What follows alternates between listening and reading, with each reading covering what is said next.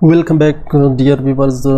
आज हमारी एक नए लेक्चर के साथ एक नए टॉपिक का आगाज़ होने जा रहा है, जिसे कि आप स्क्रीन के ऊपर देख सकते हैं। क्लास 10th मैथमेटिक्स चैप्टर 3 का लेक्चर नंबर 8 है।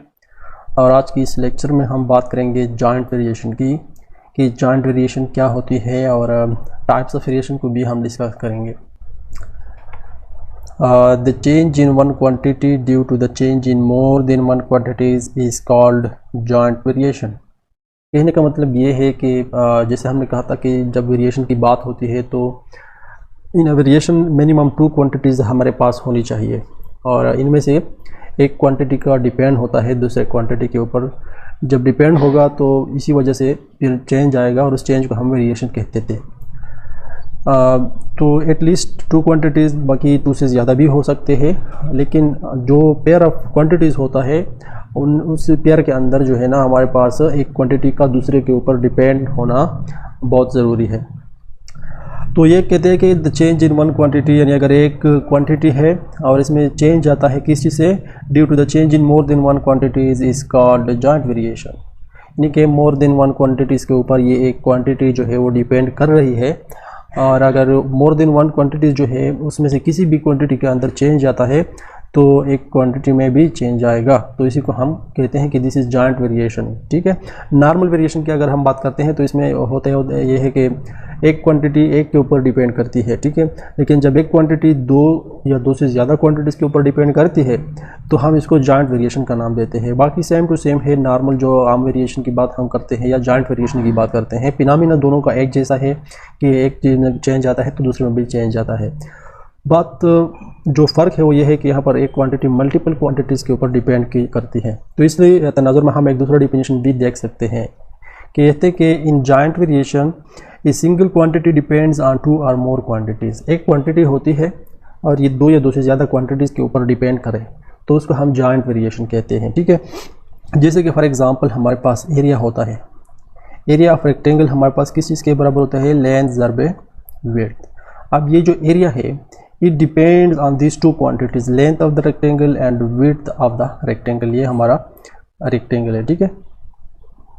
सो जैसे जैसे इसका लेंथ बढ़ेगा, ये इसका एरिया है, देखो।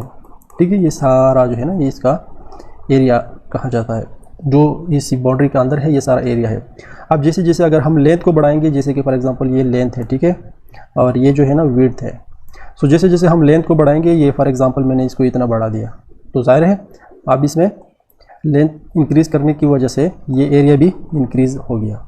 इसी तरह अगर हम विड्थ को बढ़ाएंगे, विड्थ यहाँ तक है, तो अगर हम इसको यहाँ तक करेंगे तो फिर इसको अगर हम इसके साथ इनक्लोज करेंगे तो ये इसमें एरिया मज़ीद इतना ऐड हो गया। सो पहले जितना एरिया था ये वाला, लेंथ इंक्रीज़ करने से उसमें ये इतना इजाफा हो गया ये। ठीक है। जब हम इसका विड्थ भी बढ़ाया तो इसकी मज़ीद लेंथ भी बढ़ गया, और इसी तरह से इसका एरिया टोटली डबल ऑलमोस्ट हो गया।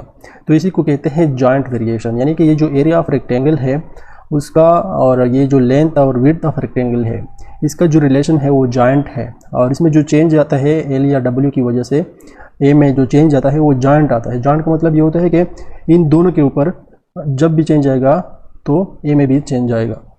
सो almost this are the same things. ठीक है। तो इसमें परेशान होने की कोई बात नहीं है।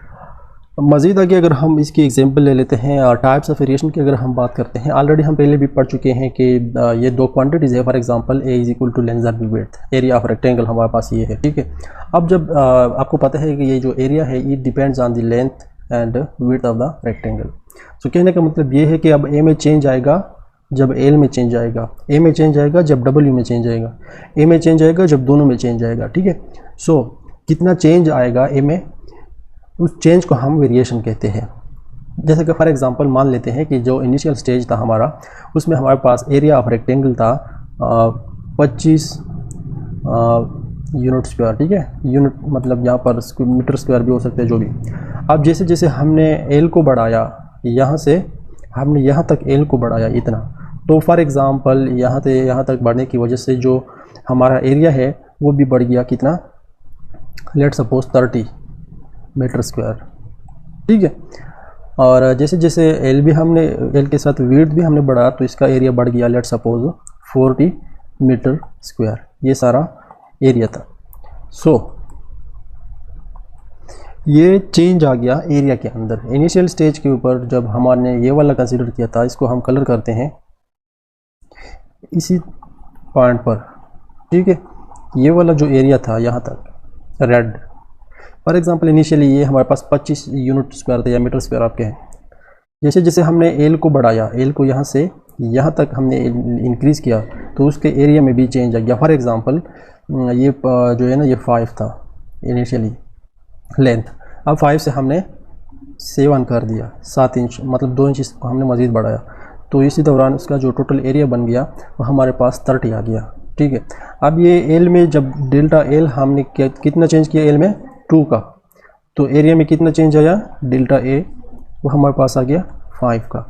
सो this change in a due to the change in l is called variation. इसी तरह विड्थ का भी आप कंसिडर करें, जब हम विड्थ को बढ़ाएंगे तो ए में भी चेंज आएगा।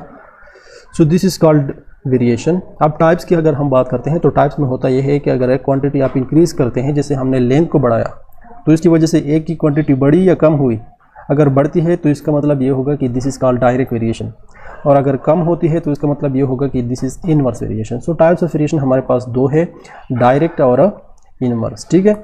डायरेक्ट एंड दूसरा होता है इनवर्स वेरिएशन।